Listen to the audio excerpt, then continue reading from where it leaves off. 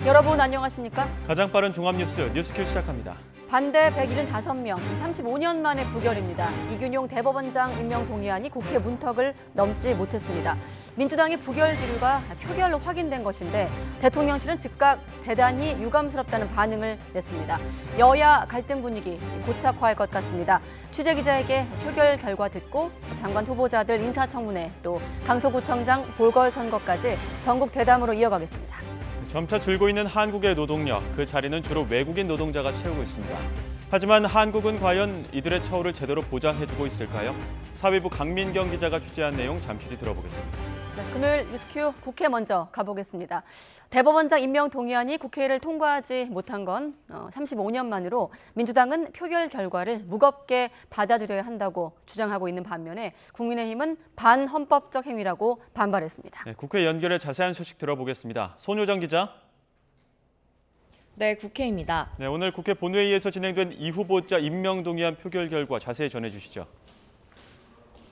네, 조금 전 국회 본회의에선 이균용 대법원장 후보자 임명 동의안에 대한 표결이 무기명 전자투표 방식으로 이뤄졌습니다. 동의안이 본회의 문턱을 넘으려면 재적 의원 과반 출석에 출석 의원의 과반 찬성이 필요한데 출석 의원 295명 가운데 찬성 118명, 반대 175명, 기권 2명으로 본회의를 통과하지 못했습니다. 장관과 달리 대법원장 후보자가 임명되려면 국회의 동의가 필요합니다. 대법원장 임명 동의안이 국회에서 부결된 건 1988년 이후 35년 만입니다. 앞서 가족 재산 형성 과정과 판결 성향 등을 문제 삼으며 이 후보자 임명에 부정적이었던 민주당과 정의당이 부결을 당론으로 정하면서 반대표가 대거 나온 것으로 보입니다. 표결 이후 민주당은 임명 동의안 부결은 윤석열 대통령의 불통 인사가 자초한 결과라며 사법부 수장에 걸맞은 인물을 새로 발탁해야 한다고 강조했습니다. 반면 국민의힘은 국회 로텐더홀에서 곧바로 규탄 대회를 열고 민주당이 수적 우세를 앞세워 초유의 사법부 공백 사태를 초래했다고 비판했습니다. 또 이재명 대표 방탄을 위해 대법원장마저 입맛에 맞는 인물로 알박기 해선 안 된다고 날을 세웠습니다. 본회의는 잠시 정회했다 재개됐는데 야당이 추진하는 해병대 최상병 사망 사건 진상규명 특검법의 패스트트랙 지정 동의안이 통과될지도 주목됩니다. 한 차례 처리가 미뤄진 보호출산제 도입법과 머그샷 공개법을 비롯한 민생 법안도 본회의 처리를 기다리고 있습니다. 이런 가운데 어제 개최된 김행 여성가족부 장관 후보자 인사청문회는 밤늦게 후보자와 여당 의원들이 퇴장하면서 파행됐는데 오늘 이어 진행해야 한다는 야당과 불참하겠다는 여당이 맞부딪히고 있습니다. 네, 오늘 투표는 한 2시간 정도 남아있는데 정치권 이목이 쏠려있는 서울 강서구청장 보궐선거 사전투표도 시작이 됐는데 여야 분위기 지금 어떻습니까? 네, 오늘 오전 6시부터 서울 강서구청장 보궐선거 사전투표가 이루어지고 있습니다. 내일까지 이틀 동안 진행되는데요. 내년 총선을 반년 앞두고 수도권 민심의 향방을 가늠할 수 있는 선거인 만큼 여야 지도부 모두 총력전을 펼치고 있습니다. 국민의힘 김기현 대표는 오늘 경로당을 비롯해 강서구 일대를 돌며 김태우 후보의 지지를 호소했습니다. 지역 발전을 위해선 정부 여당과 소통할 수 있는 구청장이 필요하다며 표심을 공략했는데요. 반면 민주당은 이번 선거에서 진교훈 후보를 선택해 윤석열 정부의 폭정을 견제해야 한다며 사전투표 참여를 독려하고 있습니다.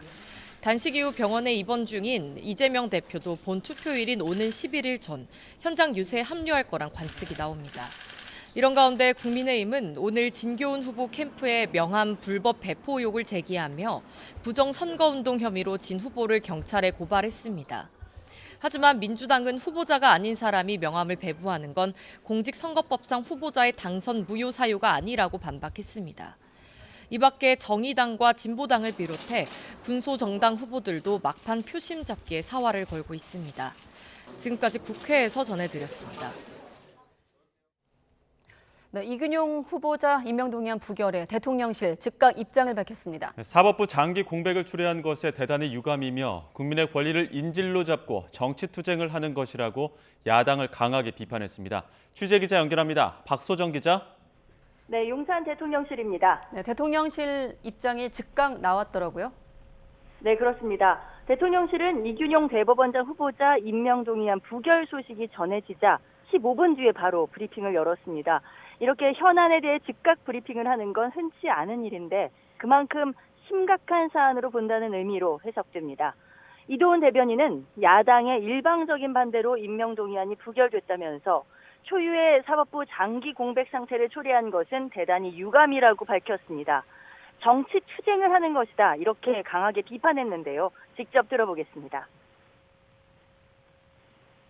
반듯하고 실력 있는 법관을 부결시켜 초유의 사법부 장기 공백 상태를 초래한 것은 대단히 유감스러운 일입니다.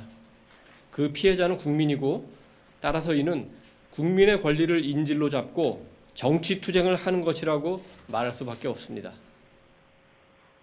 대통령실 관계자는 후임 대법원장 임명에 대해서는 사법부 공백을 메우고 국민 불편을 최소화하기 위해 적임자를 찾는 데 최선을 다하겠다고 설명을 했습니다. 차기 후보자를 미리 물색했느냐는 질문에는 표결 전에 새 후보자를 미리 찾는 건 적절하지 않다면서 우리로서는 최선의 후보를 찾은 것이었다 이렇게 답했습니다. 이어 35년 동안 여야 간에 많은 대치가 있었고 극한 대치 상황에서도 사법부 수장을 장기간 공백으로 둔 경우는 없지 않았느냐고 반문했습니다. 그동안 여야가 정치적으로 다투더라도 재판이 지연돼 국민이 피해를 보는 상황을 막아야 한다는 정치적 국민적 합의가 있었던 것이라며 이번 부결 사태는 이런 합의를 깬 것이라고 거듭 야당을 비난했습니다. 다른 대통령실 관계자는 YTN에 이달 말까지는 국정감사가 이뤄지는 만큼 후임 대법원장 후보자 지명이 바로 이루어지기는 어려워 보인다고 말했습니다. 다만 대법원장 후보자를 찾을 때 이균용 후보자 말고도 다른 후보들을 물색했었기 때문에 그런 점을 감안해서 새로 지명하게 될 것이라고 덧붙였습니다. 현재로는 사법부 공백이 얼마나 길어질지 미지수입니다. 지금까지 용산 대통령실에서 YTN 박소정입니다. 더불어민주당 이재명 대표가 영장실질심사 이후 열흘 만에 대장동 재판을 받기 위해서 다시 법원에 나왔습니다. 법정 밖에서 침묵하던 이 대표는 법정에서는 직접 발언권을 얻어 검찰 수사를 강도 높게 비판했습니다. 취재기자 연결합니다. 김철희 기자. 네, 서울중앙지방법원입니다. 네, 일단 이재명 대표 오늘 공판은 모두 끝난 거죠? 네, 오전 10시 반에 시작된 이재명 대표의 대장동 사건 공판은 1시간 20분 정도가 지난 오전 11시 50분쯤 종료됐습니다. 한 손에 지팡이를 짚은 채 법정을 나온 이 대표는 법원 출석 때와 마찬가지로 쏟아지는 질문에 아무런 대답을 하지 않았습니다. 직접 들어보시겠습니다. 그리고 오늘 검사 공소유지 어떻게 보셨습니까? 한 말씀 부탁드리겠습니다. 주 2회 재판 가능성 있는데 가능하실지 좀 어떠세요? 대장동 위례 신도시 특혜 의혹과 성남FC 관련 혐의를 다투는 공판은 오늘이 처음이었습니다.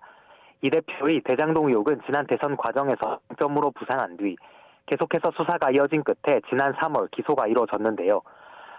이 대표가 성남시장 시절 대장동 개발 과정에서 성남도시개발공사 참여제하고 민간업자에게 특혜를 몰아줘 4,895억 원의 손해를 끼쳤다고 보고 있습니다. 이 밖에도 직무상 비밀을 민간업자에게 흘려 7,800여 원 부당 이득을 챙기게 하고 성남FC 구단주로 있으면서 두산건설과 차병원 등 업체 내구시 부정한 청탁을 두고 후원금 133억여 원을 챙긴 혐의로 재판을 받고 있습니다. 네, 이 대표 오늘도 혐의를 강하게 부인했죠? 네, 그렇습니다. 이 대표 측은 그동안 일관되게 혐의가 다르다고 주장해 왔는데요.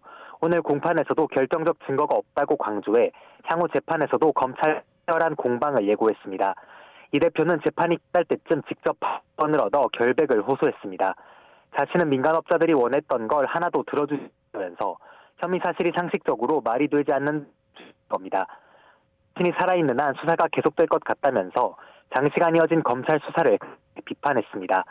이 대표는 아울러 함께 재판받은 최측근인 정진상 전 정무조정실장을 안아보고 싶다면서 법정 안에서만이라도 정 전 실장 부석 조건인 접촉 금지를 완화해 신접촉을 하게 해달라고 요청했고 재판부가 허락하자 정 전 실장 등을 두들겨 포옹 법정을 빠져나갔습니다.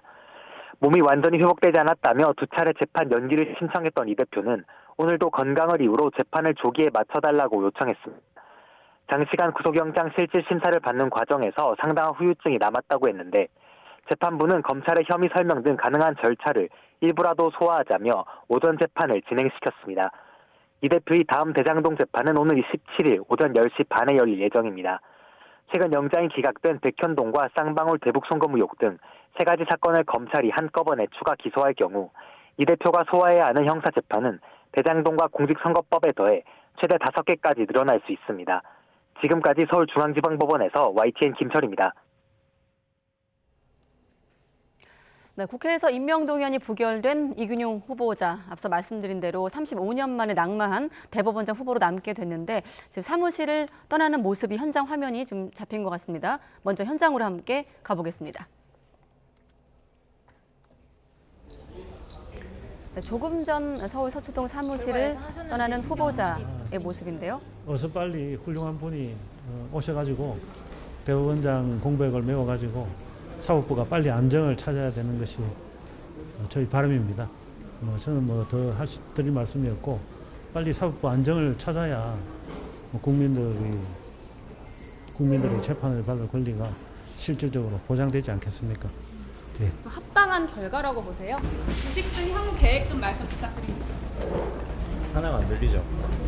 계획에 대한 지적이 들리지 않고 차에 올라타고 있는 후보자 모습까지 보고 계신데 앞서 언급한 내용, 빨리 훌륭한 분이 오셔서 훌륭한 후보자가 와서 사법부 공백을 좀 막아달라, 안정을 찾길 바란다. 참고로 아까 대통령실에선 대법원장 후보자 찾을 때 이 후보자 말고 다른 후보를 물색했으니 그런 점 감안하겠다고 한 점과 좀 맞물려서 들을 필요가 있겠고요.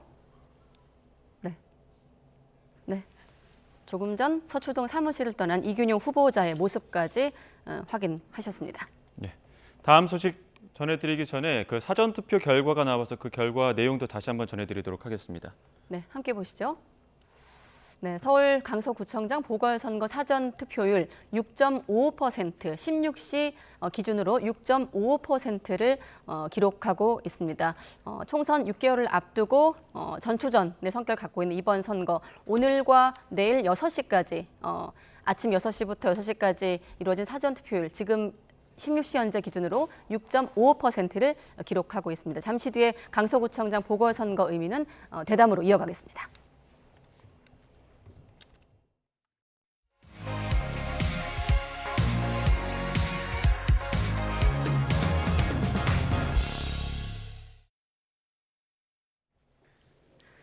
네, 방금 전에 사무실 떠나는 이균용 후보자 모습까지 보셨는데 임명동의안이 국회 문턱을 결국 넘지 못했습니다. 대법원장 임명동의안이 부결된 건 지난 1988년 이후 35년 만인데 대통령실에선 앞서 들으신 대로 대단히 유감이다 이런 입장을 밝히기도 했습니다. 하반기 전국 더 경색될 거란 전망이 지배적입니다. 오늘은 김영우 전 국민의힘 의원, 또 박원석 전 정의당 의원 두 분과 함께하겠습니다. 안녕하십니까? 네, 안녕하십니까? 네, 안녕하십니까? 네, 175명이 반대했고 찬성이 118명이 찬성을 해서 결국엔 부결됐습니다. 어떤 의미를 좀 갖고 계십니까? 인사청문 과정에서부터 이균용 후보자에 대한 여러 가지 논란이 많았습니다. 그러니까 재산 형성 과정에 대한 검증에서 재산 신고를, 그것도 10억대에 이르는 그런 이제 주식에 대한 재산 신고를 누락해서 그게 이제 고의적인 누락 아니냐 이런 논란이 있었고, 또 증여세를 제대로 납부한 것인가, 농지법 위반 논란도 있었고, 자녀에 대한 아빠 찬스 논란, 그리고 이균용 후보자가 그동안에 법관으로서 했던 판결이 과연 인권의 최후 보루가 돼야 될 대법원장으로서 이 소수자를 배려하는 그런 제대로 된 판결을 한 것인가, 여러 가지 이제 검증 기준들에 미치지 못한다라는 이제 야당의 판단이 있었고, 그럼에도 불구하고 민주당이 이걸 당론으로 부결을 결정할 것인가에 대해서 귀추가 주목됐는데 결과적으로는 당론으로 결정을 했습니다. 더불어민주당의 의석수가 워낙에 많기 때문에 민주당이 당론으로 결정하면은 부결될 수밖에 없는 상황이었고요. 결국 이제 국민들 눈높이에서 볼 때도 대법원장 후보자로서 요구되는 어떤 도덕성, 자질 이런 거에 대한 논란을 이균용 후보자 본인도 그렇고 또 정부의 여당도 불식시키지 못한 게 오늘날 부결 사태의 직접적인 원인이 아닌가 싶습니다. 지금 제가 볼 때는 그 여의도 국회에서는요. 아주 그 안 좋은 정치에 광풍이 불고 있다 이렇게 생각이 됩니다. 물론 그 더 훌륭하고 더 완벽한 그 후보자였으면 좋겠죠. 하지만 과연 이균용 그 후보자가 대법원장직을 수행하기에 진짜 부족할 정도의 그런 큰 결함이 있느냐, 그건 좀 따져봐야 될 문제였어요. 근데 제가 또 주목해서 보는 것은 민주당이 당론으로 채택을 해가지고 네. 부결을 시켰습니다. 사실 인사에 있어서 국회 그 본회의에서 비밀 투표를 하는 것은 양심에 따라서 소신껏 하라는 그 취지거든요. 그 헌법 46조에 나와 있습니다. 국회의원은 국가의 이익을 위해서, 국익을 위해서 양심에 따라 직무를 행한다 이렇게 돼 있습니다. 그런데 표결 직전에 당론으로 부결을 시켰습니다. 왜 그랬을까? 그 당론으로 부결시킨 이유는 저는 제가 볼 때 이재명 당대표 방탄 시즌 2가 노골적으로 시작된 것이다 이렇게 생각합니다. 오늘 법정에 이제 이재명 대표가 출두를 했습니다만은 앞으로 이제 계속해서 재판장에 나가야, 법정에 나가야 되는 상황이죠. 네. 이런 상태에서 지난번에 국회에서 체포동의안이 가결이 되지 않았습니까? 그런데 이번에는 당론으로 이것을 미리 사전에 차단한 것이죠. 그래가지고 이제 이균용 그 후보를 이제 부결을 시켰는데, 이제는 이탈표를 용납 절대 안 하겠다라고 하는 민주당의 이제 단일 대우, 이거를 이제 더 노골화시킨 것인데, 결국 이렇게 되면은 네. 그렇지 않아도 여의도 국회가 꽉 막혀 있는 상황에서 또 지금 강서구청장 선거도 있고 또 내년 총선, 4월 총선 점점 다가오는 상황에서 이거 완벽하게 저는 정치 실종이다 생각을 합니다. 그리고 불필요한 잘못된 정치는 지금 너무 과잉돼 있고요. 필요한 정치는 완벽하게 지금 실종돼 있다. 이것을 어떻게 풀어 나가야 될지 정말 암담한데, 어쨌거나 저는 안 좋은 길로 계속 가고 있다 생각합니다. 네, 후보자의 어떤 자격에 대한 검증이라기보다는 아까 광풍이라고 말씀하셨는데요. 그런 정치에 좀 안 좋은 면이 반영된 결과라고 해석하고 계시는데, 국민의힘에선 이렇게 말했습니다. 이재명 대표를 무죄로 만들어줄 아까 방탄 시즌2라고 하셨는데, 방탄 대법원장을 원하는 것이냐라며 여당이 반발하고 있습니다. 글쎄요, 뭐 그렇게까지 해석하는 건 좀 과한 것 같고요. 그리고 이균용 후보자는 굉장히 논란이 많은 대법원장 후보자였습니다. 그래서 그 새로운 대법원장 후보자를 물색할 때 적어도 그런 어떤 도덕성의 논란이 없는 그런 후보자를 물색해서 국회의 인사검증을 거친다면, 그걸 뭐 야당이 또 자신들의 마음에 안 드는 후보자를 해서 거부할 그런 명분은 없다고 보고요. 그럼 또 국민들의 지탄을 받게 되지 않겠습니까? 네.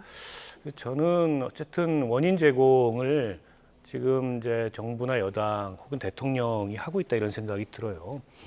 이게 워낙에 이제 국정 운영의 지금 기조라는 게 야당과의 어떤 대화, 타협의 여지 없이 일방적이고 어쩌면 독선적인 그런 국정 운영을 하고 있기 때문에 그런 게 지금 여야 관계나 국회 운영에 종합적으로 영향을 미치는 거죠. 네. 저는 사실 대통령의 지금 인사가 대법원장 후보자 인사만 있는 게 아니고 청문회가 지금도 이제 진행 중인 장관 후보자들 인사청문회도 국민들이 다 지켜보셨는데요. 논란이 굉장히 많았고 또 청문회에 임하는 공직 후보자들의 태도에도 문제가 굉장히 많았습니다. 전반적으로 지금 이 정부가 그리고 대통령이 야당을 존중하지 않고 국회를 존중하지 않고 민주적 절차를, 그러니까 인사청문 제도와 같은 그런 거를 존중하지 않는구나, 이런 느낌을 주고 있다고 보고요. 네. 그렇기 때문에 또 야당은 야당대로 좀 경직된 그런 반응이 동시에 나오는 게 아닌가 싶고요. 앞서 이제 김영우 의원님께서 이게 꼭 필요한 정치는 실종됐고 이를테면 정쟁은 너무 과잉돼 있다. 저도 사실은 공감합니다. 이렇게 가면 내년 총선이 끝나기 전까지는 국회에서 뭔가 유의미하거나 생산적인 여야 간의 정치의 결과물이 나오기가 굉장히 어려운 상황으로 점점 치닫고 있습니다. 저는 지금이라도 이 국정 운영의 기조나 방향을 좀 전환할 주된 책임이나 또 그런 주된 역할은 대통령과 여당에게 있다고 보고요. 그 이재명 대표가 뭐 병상에서 이제 영수회담 제안을 했는데 그것도 이런 지하에 거절이 됐지 않습니까? 뭐 영수회담까지는 아니더라도 다양한 채널을 통해서 필요한 정치를 복원하기 위한 그런 노력이 의식적으로 좀 필요한 시점이 아닌가 싶습니다. 네, 결과 놓고 짧게만 하나 여쭤보면 지금 찬성이 118표였거든요. 국민의힘 의석수를 감안하고 무소속 중에 여권 인사를 감안하면 한 115표 정도면 그렇게 이탈표가 좀 많지 않았던 걸로 보이기도 하고 한 두세 표 정도. 네. 이탈표에 대한 해석은 좀 어떻게 할 수 있을까요? 이탈표가 없다고 봐야 될 겁니다. 민주당은 이번에 당론으로 결정을 한 것이고요. 그 대법원장 후보를 부결시킬 수 있어요, 충분히. 적당하지 않다라고 생각하면은 국회의원이 소신 투표해가지고 부결시킬 수 있습니다. 하지만 당론으로 채택했다라고 하는 것은 완전히 다른 의미가 있는 거예요. 민주당의 정치적인 의도가 있는 거죠. 이재명 당대표의 여러 가지 앞으로 어떤 그 재판 이런 거 지연될 수밖에 없는 것이고, 민주당을 우리가 이제 밖에서 봤을 때는 민주당의 그 민주주의가 굉장히 후퇴했다고 봐야 됩니다. 지금 이번에는 이제 당론으로 채택하는 바람에 비명계 의원들이 아마 전혀 지금 소신대로 못한 것 같아요. 왜냐하면은 이제 공천 다가오지 않습니까?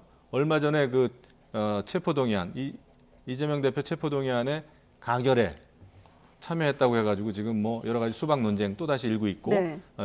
배신자 색출을 이제 하겠다고 하는데 그런 것 때문에 비명계 목소리가 더 위축이 된 거죠. 이렇게 되면은 단일 대오이기 때문에 굉장히 단단한 민주당처럼 보일 수 있겠습니다만은 그거는 지금 그냥 봐서 그렇습니다. 오히려 민주당은 이재명 당대표의 어떤 장악력이 더 세질 것이고, 국회의원 각자가 가지고 있는 소신이나 양심이나 이런 것은 이제 없어지는 거죠. 이것은 굉장히 아까 말씀이 있었습니다만 경직되고 폐쇄된 이재명 당대표의 민주당으로 이제 점점 가게 돼 있다. 네. 그렇게 되면은 당의 개혁이라든지 정치 발전이라든지 기대하기가 어렵겠죠. 네, 총선 앞두고 비명계가 소신껏 투표하지 못했다고 해석하고 계시는데 박 전 의원은 어떻게 보십니까? 근데 조금 다른 것 같습니다. 이를테면은 이재명 대표의 체포 동의안에 대한 표결의 성격하고 이번에 이균용 후보자에 대한 그 인준 투표하고는 민주당 내부의 여론이나 의원들의 의견도 조금 달랐던 것 같고요. 거의 이견이 없었던 것 같아요. 당론 채택에 대해서. 네. 이제 일부 이견이 있었던 것은 오히려 이제 당론 채택을 하면 당론 그 부결을 채택하게 되면 명분을 여당한테 주는 거 아니냐, 정치 공세의 명분을, 이제 이런 정도의 반대 의견만 있었고, 저분이 부적합하다라는 데 있어서는 이견이 없었던 것 같고요. 또 인사검증에 함께 참여했던, 인사청문회에 참여했던 정의당 심상정 의원께서도 참여를 했는데요. 정의당도 당론으로 부결을 채택했기 때문에 야권에서 전체적으로 이균용 후보자의 청문회와 또 해명이나 또 그에 대한 여론의 반응이나 이걸 종합적으로 지켜보고 내린 결정이라고 보고요. 네. 한동안 이제 공백이 불가피하게 됐습니다. 네. 10월 10일부터 지금 국정감사에 들어가면 10월 말까지는 국감 기간이기 때문에 국회가 뭐 청문회를 하거나 이러기가 어려워요.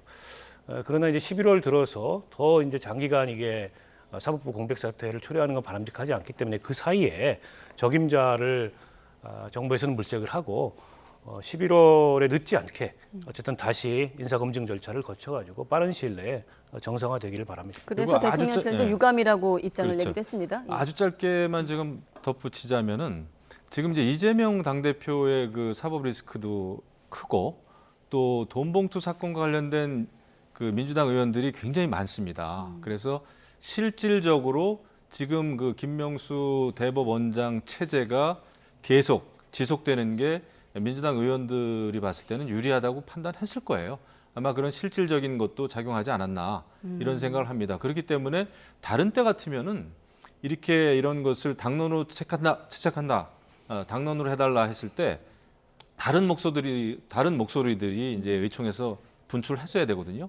근데 이번에 거의 조용했습니다. 그래서 제가 볼 때는 그런 정치적인 의도가 굉장히 작동하지 않았는가 이렇게 생각이 됩니다. 네, 알겠습니다. 어제 국회도 무척이나 시끌시끌했습니다. 특히나 김행 장관 후보자에 대한 인사청문회가 열렸는데 청문회 도중 퇴장하는 초유의 사태가 발생을 했고 아직 그림이 준비 안 됐으니까 화면이 준비되면 잠시 뒤에 보기로 하고 어떻습니까? 김행 후보자가 자리를 떠날만 했습니까? 그래도 자리를 지켜야 됐습니까?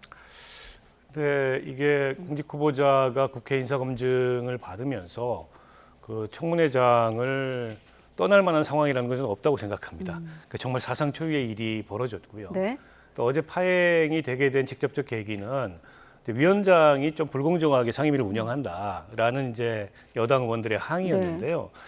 통상 이렇게 그 여야 간의 이견으로 파행 상황이 오더라도 공직 후보자는 그 자리에 앉아서 자리를 지키는 게 기본적인 자세고 도리입니다.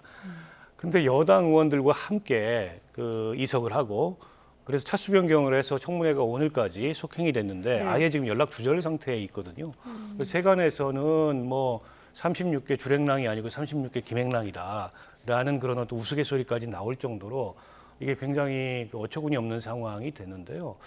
저는 파행의 원인 제공도 상당히 김행 후보자가 했다고 봅니다. 왜냐하면 그동안에 언론에 검증 보도나 언론에 질문이 있을 때마다 예. 청문회에서 소상히 밝힐 거고 자료도 다 그때 공개하겠다 얘기했는데 사실 자료 낸 거를 보니까는 뭐 회사의 재무제표라든지 주식 변동 내역이라든지 이런 거를 일부를 가공해 가지고 냈고 있는 그대로 원 자료를 낸 것도 아니고 본인이 이제 공직에 그 참여했던 2013년부터 기업 경영에 다시 돌아오기 전까지 2019년까지의 자료는 아예 내질 않았어요. 그리고 자녀의 주식 취득에도 여러 가지 의혹들이 있는데 그것도 전혀 자료를 제출하지 않으면서 고발해라. 이런 식의 반응을 보였기 때문에 위원장이 그럴 거면은 사퇴해라. 이렇게 이제 반응이 나왔던 거였거든요. 전체적으로 김행 후보자는 애초부터 이 국회의 검증을 회피하기 위한 그런 의도가 뚜렷했던 것 같고요. 제가 이번 그 김행 후보자의 인사검증 전 과정을 보면서 가장 문제 삼아야 된다고 생각하는 대목이 네. 한동훈 장관의 인사검증단, 법무부 인사검증단은 아예 인사검증을 안 한 것 같습니다. 그러니까 김행 후보자의 저 장관 후보자가 된 뒷배가 뭐 김건희 여사다 이런 설까지 나오고 있지 않습니까?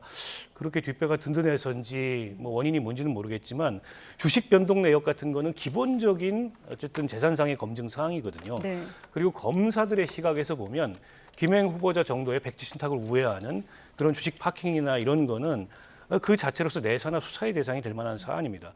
근데 이걸 그냥 내버려 두고 그에 대해서 지금까지 그 어떤 인사 검증에 대한 변명조차 하지 않는 것은 사실상 김행 후보자는 언터처블 아니었냐, 인사 검증 대상이 아니었던 게 아니었냐 이런 의혹마저 저는 듭니다. 법무부 장관 그 법무부 직속에 고위직 인사검증단이 있는 부분을 말씀하신 건데 김 전 의원께서는 다른 방송에서 그래도 김행 후보자가 돌아와야 한다고 말씀하셨던데 끝내 모습을 나타내지 않았거든요.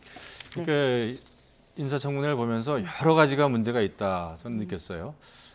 당연히 인사청문회를 진행하는 그 권인숙 그 청문위원장은 그 회의가 원활하게 또 공평하게 진행될 수 있도록 해야 됩니다. 네. 그런데 거의 뭐 시작 단계에서부터 내가 정한 원칙이다 이런 얘기를 막 하면서 근데 그 위원장이 마음대로 원칙을 정하는 건 아니거든요. 위원장이 할 수 있는 것은 발언권의 길이라든지 여러 가지 아니면 반론권을 준다든지 뭐 이런 거지 그 원칙을 정할 수가 없습니다. 그리고 후보한테 사퇴하라는 얘기를 청문회가 진행되는 중에 회의 도중에 한다는 것은 저는 굉장히 잘못된 일이다 생각을 합니다. 그래서 그 부분에 대해서는 위원장이 분명히 그 사과의 표시가 저는 있어야 된다 네. 생각을 하고 또 하나는 김행 후보자도 자리를 떠서는 안 되는 거죠. 이것이 여당 의원도 아니고 이 인사청문위원들은 간혹 밖으로 나가는 경우도 있고 해요. 또 이제 속개도 되고. 네. 하지만은 후보기 때문에 후보의 신분에서는 그런 것은 여당 의원들하고 행동을 같이 할 일이 아니다. 왜냐하면 인사청문회 법이라든지 또 국회법이라든지 이런 거에 있어서도 정상적으로 진행돼야 될 그런 그 책임이 있는 것이죠. 그래서 제가 볼 때는 여당이든 야당이든 위원장이든 전부 다 이해하기 힘든 일들을 어제 한꺼번에 했다. 그래서 아까 제가 광란의 어떤 그런 그 광풍이 불고 있다 이런 생각이 드는데 네. 이거 빨리 속개가 되는 게 맞고요. 인사청문회 과정 아무리 문제가 많은 현존하는 인사청문회 제도라고 할지라도 법에 정해져 있는 거 아닙니까? 그 절차는 밟는 것이 맞다 이렇게 생각합니다. 위원장의 후보자에 대한 사퇴 요구도 이례적이고 또 이 자리를 이탈해버린 후보자의 어떤 태도도 문제가 있다는 저는 부분에 과거에 생각조차 못한 일들이 어제 한꺼번에 벌어져가지고 예. 저는 굉장히 놀랐어요. 네. 김 전 의원께서 논란 장면 다시 한번 준비되면 화면으로 한번 확인하고 또 두 분 의견으로 이어가겠습니다. 나중에 돈이 필요하면 다시 사주겠다라고 구두 약속을 받았다는 거 이건 공모의 정황입니다. 아닙니다. 그거 아니고요. 저는 지금 생각해도 그 방법뿐이 없었다고 생각해요. 정말입니다. 지금 야당에서 김건희 여사와의 친분으로 여성가족부 장관 후보자가 되셨다는 지금 질의도 하시고 또 민주당의 대변인 논평까지 나왔습니다. 이게 정말입니까? 그 언론과 정당과 정치권에서 거의 40년을 활동을 했는데 제가 어떻게 여사가 저를 픽업을 해서 이 자리에 갖다 놨다고. 갑시다. 후보자 앉으세요. 후보자 앉으세요.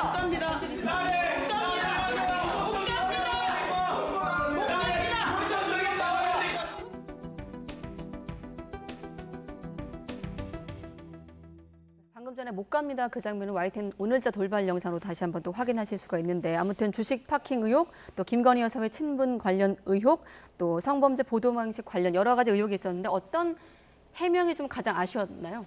박 전 의원 보시기에는. 아무래도 이제 주식 그 파킹 관련된 논란이 전혀 지금 해명이 안 되고 있습니다. 그러니까 공직자에게는 이제 주식 백지 신탁의 의무가 있는데요. 예. 그러니까 백지 신탁이라는 것은 그야말로 이제 신탁기관에 신탁을 해놓고 그 기간 동안에는 시세 변동을 이제 고정시키는, 그럼으로써 공직을 이용해서 어떤 시세 차익이나 이익을 못 누리도록 하는 그런 제도고, 그게 아니면 이제 다 팔아야 됩니다.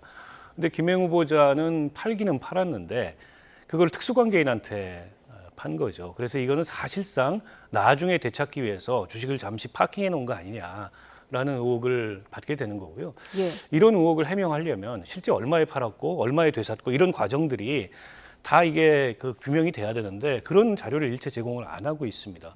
그리고 어제도 총매장에 나와서 그거는 기업의 영업비밀이다, 뭐 개인정보다, 이런 식의 변명으로만 일관하고 사실상 국회의 검증을 받지 않겠다는 그런 태도를 취했는데요. 그 과거의 공직 후보자와 관련돼서 저 정도의 그 재산상의 논란이 벌어지면 이거는 수사에 착수해도 무방할 만한 상황이었다고 봅니다. 이를테면 조국 전 법무부 장관이 인사검증 과정에서 이른바 펀드 관련된 논란이 벌어졌는데 그 즉시 검찰에서 압수수색이 들어가고 그게 이른바 이제 조국 사태의 도화선이 됐던 거 아니겠습니까? 이 정도 논란이고, 게다가 이것만 있는 게 아니고 지금 뭐 허위 공시 논란도 있고 배임 횡령 논란도 있고, 이게 고구마 줄기처럼 여러 가지 이 김행 후보자의 재산과 관련된, 도덕성과 관련된 논란들이 나오는데 네. 그 모든 거를 일체를 다 검증을 거부하고 있는 이런 상황이에요. 그래서 저는 지금도 그 김행 후보자는 이게 무슨 자질을 검증받을 상황이 아니고 죄질을 따져봐야 될 그런 상황이 아닌가 싶습니다. 그런 면에서 법무부가 중심이 된 인사검증단이 애초에 우려와는 다르게, 애초는 너무 법적인 기준을 가지고 인사검증을 하지 않겠냐라는 우려가 있었는데 오히려 그런 법적인 기준마저도 우리 편, 내 편에게는 적용하지 않는 이런 내로남불 인사검증을 하는 게 아닌가라는 네. 점을 지적하지 않을 수 없습니다. 지난번에 정순신 낙마 사태 때도 그 법무부 인사검증 문제를 야당이 문제 제기했는데 김 전 의원 답변까지 한번 들어보겠습니다. 근데 제가 볼 때는 뭐 좋습니다. 의혹에 대해서는 그 질의하고 또 답변을 해야 될 그 권리와 의무가 있어요. 근데 어제 인사청문회 과정을 이렇게 보니까 김건희 여사와의 그 친분 관계 아느냐 모르느냐 몇 번 만났느냐, 네. 이거에 왜 이렇게 야당 의원들이 완전히 그냥 올인을 해가지고 묻는 것인지, 지금 사실 여성가족부가 담당해야 될 국가적인 과제가 얼마나 많습니까? 저출산 문제, 육아 문제 굉장히 많잖아요. 근데 이런 거에 대해서 제대로 된 그 예리한 질문을 하는 야당 의원의 목소리를 들어보질 못했어요.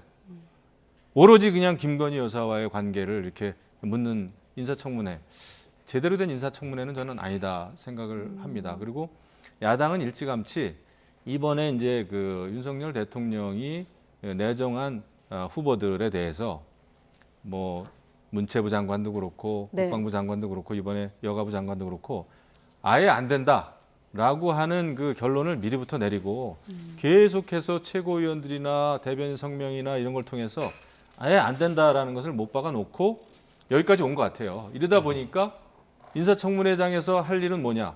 싸우는 일밖에 없는 거죠. 그래가지고 어제 파행이 저는 일어났다 생각합니다. 네. 물론 다 잘못이 있는데 이것에 대해서는 우리가 제대로 된 인사 검증이라든지 인사청문 제도에 대해서는 정말 생각을 좀 해봐야 돼요. 이런 일이 또 일어나면은 국민들이 어떻게 생각하겠습니까? 네, 그래서 알겠습니다. 저는 이렇게 갈 수는 없다 생각합니다. 네, 좀 서둘러 가겠습니다. 유인촌 후보자 인사청문회도 마찬가지였는데 잠깐 주요 장면 보고 서둘러서 가겠습니다.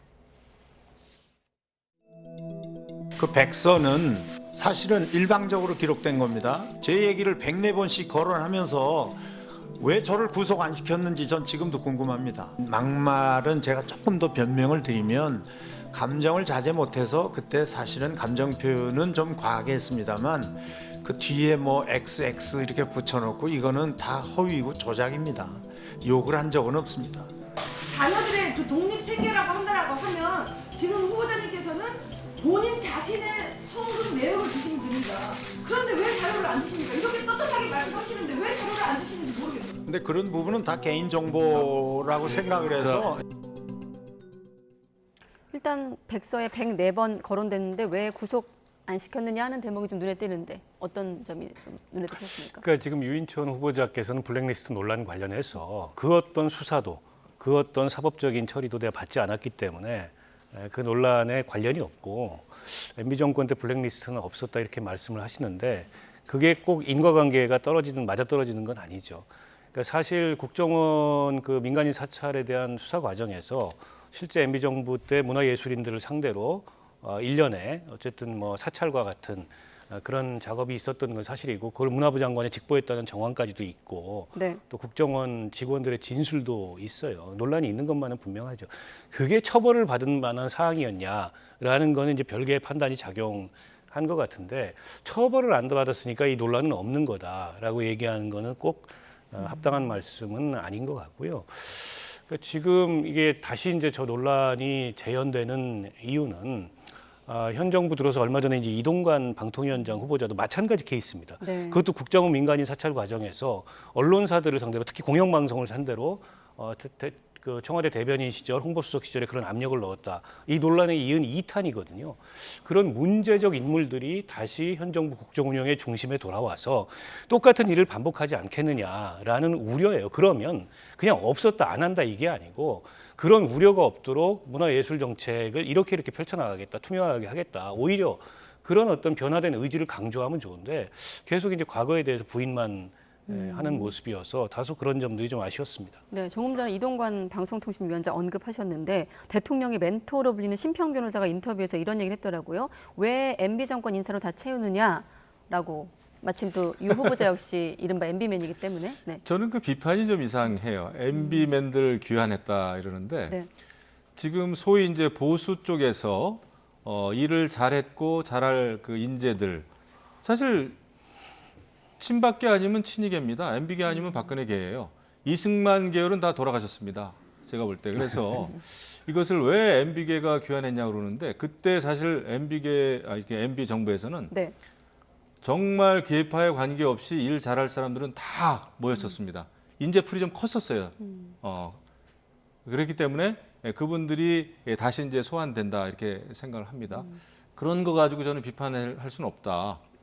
그리고 그 당시에도 MB 정부 때는 계파에 관계없이 뭐 최경환 장관, 뭐 친박이었지만은 장관 하지 않았습니까? 네. 유정복 장관 했습니다. 이런 식으로 계파에 관계없이 다 일을 하게 했어요. 기회를 줬습니다. 그런 분들이 이제 능력이 있고 하니까 다시 지금 이제 재소환됐는데 이거를 비판하는 거는 안 된다 생각을 하고 또 블랙리스트와 관련해 가지고 유인촌 장관하고 굉장히 연결들을 지금 야당에서 많이 하는데요. 문재인 정권 5년 동안에 문재인 정부가 가장 극렬하게 심하게 했던 것이 적폐청산이었습니다. 수백 명이 조사를 받았고요. 블랙리스트가 전혀 없었다. 저도 뭐 자신은 없습니다만은 적어도 이제 유인촌 장관이 이렇게 강하게 이야기하는 것은 본인이 관여됐거나 지시했거나 묵인했거나 이런 것은 자기가 없다라는 거 아닙니까? 그런 게 있었다면은 저는 100% 구속됐다, 처벌받았다 생각을 합니다. 5년 내내 했으니까요. 검찰 수사가 이루어졌기 때문에. 그래서 그런 것은 오히려 유인촌 장관을 반대하기 위한 반대가 아닌가. 블랙리스트하고 자꾸 엮고 MB맨이 귀환했다라고 하는 거. 그게 비판의 대상은 저는 돼서는 안 된다고 봅니다. 일 잘하면 저는 어느 정권의 사람이라도 재소환될 수 있는 거죠. 그래서 유인촌 장관의 이러이러한 정책적인 능력, 자질이 부족하기 때문에 잘못됐다라고 비판하면은 좋다 이겁니다. 그게 아니라 MB맨이니까 안 된다. 블랙리스트 또 그 프레임 씌워가지고 비판하는 것은 저는 반대를 위한 반대다 이렇게 생각을 합니다. 혹시 덧붙이실 말씀 있으신가요? 시간이 그래도 지나긴 합니다만. 유인촌 네. 장관은 인사청문 보고서가 채택이 됐어요. 네. 지금 이 와중에 좀 드문 상황이긴 한데 네.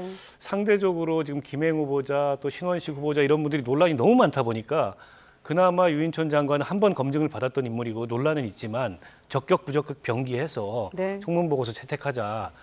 그나마 이 와중에 전 다행이라고 생각하고요. 그러니까 저런 논란을 이제 불식시키기 위해서 본인이 앞으로 장관이 되면 어떤 식으로 이제 문화예술 행정을 펼치느냐가 좀 남아 있다고 보고요. 네. 유인촌 장관 같은 경우는 이제 장관 2번 하시면 이번에는 더 잘해야 되지 않겠습니까? 저런 논란도 없이 뭐 그러기를 저는 바랍니다. 네, 알겠습니다. 이재명 대표 재판 어떤 내용이나 전망은 앞서 시간 관계상 취재 기자가 전한 내용으로 가름하기로 하고 당무 복귀가 임박했다는 관측이 나오면서 아까 이번 오늘 표결 결과에 비명계가 소신껏 하지 못했다고 말씀하셨거든요. 앞으로 이재명 대표가 지금 분위기에서 어떤 태도를 취할지 한번 질문 드려보겠습니다. 지금 이제 비명계에 대해서는 아마 통합을 들고 나올 겁니다. 당장 징계를 하겠습니까? 하지만 조금 길게 봤을 때는 네. 그런 의원들에 대해서는 아마 공천 탈락, 비공천할 것이다 생각이 됩니다. 근데 당장은 이제 통합을 이야기하겠죠. 근데 네. 이재명 당대표는 이제 재판 받는 일에 성실하게 임해야 될 거고요. 제가 걱정되는 것은 다만 밖에서 봤을 때 민주당의 그 민주성은 없어지겠구나. 내부 다른 목소리 나오지 않겠구나. 이제는 완전히 이재명 당대표 방탄 시즌2가 되겠구나. 따라서 여야가 더 심하게 격돌하겠구나. 이런 걱정이 됩니다. 네, 수박 당도 감별 웹사이트가 등장했다 뭐 이런 기사도 있던데 앞으로 어떻게 전망하십니까? 그러니까 이재명 대표가 직접적인 의사 표현을 하는 것과 관계없이 민주당 내부 분위기가 뭐랄까요? 좀 사당화랄까요? 그런 게 너무 급격하게 진행이 되고 있고 네. 강경 지지층들이나 또 그에 반응하는 이른바 친명계 의원들이 너무나 강경한 태도를 취하고 있기 때문에 내년 총선까지 가기도 전에 당내 여러 가지 파열음들이 나오지 않겠나 이렇게 예상을 하고요. 이재명 대표가 정말 진정성 있게 당의 통합과 그 힘을 바탕으로 한 내년 총선 돌파를 생각한다면 근데 그런 강성 지지층들의 목소리, 일부 친명계 의원들의 좀 지나친 반응이나 이런 것들을 오히려 자제시키고 그런 걸 경고하는 그런 목소리를 내야 되는데 또 그렇지는 않으신 것 같아요. 때문에 겉으로 화합을 얘기하더라도 네. 그게 과연 진짜 내심에 그런 그 진정성이 실린 화합일까 이런 점에 대해서 계속 의심을 받는 거 아니겠습니까? 네. 앞으로 이재명 대표가 당무에 복귀했을 때 어떤 일성을 내실지 좀 지켜봐야 될 것 같습니다. 그리고 진행형이기 때문에 강서구청장 보선 사전투표도 짧게 여쭤볼 텐데 어떤 이번 선거의 의미는 여러 번 좀 짚었기 때문에 이준석 전 대표의 좀 표현을 고리로 한번 질문 드려보겠습니다. 이번 선거 관련해서 윤 대통령이 주도하는 선거 잘 되면 무한 영광을 가져갈 것이다 이렇게 규정을 했거든요. 어떤 발언일까요? 잘 되면 당도 좋고 대통령도 좋은 거죠. 근데 이제 그 결과는 까봐야 아는 거고요. 지금 워낙 과열돼 가지고 이게 미니 총선이 돼 버렸습니다. 네. 그래서 결과에 따라서 민주당도 마찬가지고 우리 국민의힘도 마찬가지고 결과에 따라서 어떤 그 술렁일 거예요. 결과가 안 좋았을 경우에. 네. 하지만 크게 봤을 때는 결국은 지금 뭐 대통령이나 아니면은 이재명 당대표도 그렇고 어떤 그 장악력이 굉장히 강하지 않습니까? 자당에 대해서. 네. 그래서 그런 그 술렁임이나 이런 것이 찻잔 속의 태풍으로 가지 않을까 이런 생각은 듭니다. 어쨌거나 강서구청장 선거인데 제가 아쉽게 생각하는 것은 민주당의 진교훈 후보가 어떤 지금 목소리를 내고 있는 건지 어떤 말을 하고 싶은 건지 정권 심판론이라면 뭘 심판하고 싶은 건지 또 김태우 후보도 마찬가지입니다. 다시 이제 복귀해가지고 구청장이 되겠다고 하는데 네. 그 양쪽 후보의 목소리가 안 들린다는 것은 저는 굉장히 잘못된 일이다 생각을 합니다. 이게 너무 과열됐기 때문에 예. 구청장 뽑는 선거 아닙니까? 그러면 강서구 발전 방안이 궁금하지 않겠어요? 근데 그런 게 잘 안 보여요. 알겠습니다. 네, 선거가 지나치게 과열됐다는 점에는 공감을 하고요. 그만큼 이제 후유증이 클 겁니다. 지는 쪽 같은 경우에. 근데 아까 이준석 대표 얘기를 보면 잘 되면 대통령이 무한 영광을 가져갈 텐데 잘못되면 대통령이 그에 대해서 생각을 해볼지는 의문이에요. 제가 보기에 잘못되면 그건 당 책임이다. 이렇게 갈 것 같아서 김기현 대표 입장에서는 마지막까지 이 선거를 이렇게 김태우 후보를 다시 공천해서 치르는 거에 흔쾌하지 않았는데 결국 용산이나 대통령의 의중 때문에 무리스러운 공천을 하고 지금 무리스럽게 명분 없는 선거를 끌고 가고 있는데요. 네. 그렇다 보니까는 과연 지지층들이 결집을 할까? 야당은 지금 결집할 만한 여러 가지 동기들이 있습니다. 그런데 여당 지지층들이 이렇게 명분이 없는 선거에 투표장에 나가서 결집을 할까? 이게 이제 결집해야 이기는 선거거든요. 투표율이 네. 낮기 때문에. 그런 면에서 객관적으로 여당이 좀 어려운 선거를 치르고 있는 것 같습니다. 예, 알겠습니다. 아까 투표율이 변수라고 했는데 4시 기준으로 6.55%거든요. 오늘 어떻게 마감될지 내일까지 한번 결과를 지켜보겠습니다. 네, 김영호 전 의원, 박원석 전 의원 두 분과 함께했습니다. 고맙습니다. 고맙습니다.